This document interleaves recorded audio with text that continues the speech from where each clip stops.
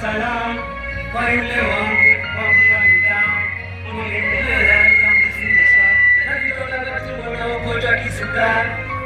Niwapeleka salamu kwa yule wangu wa nidhamu, unimbele hali yangu sinesha na vidole tumbo na ugonjwa kisukari.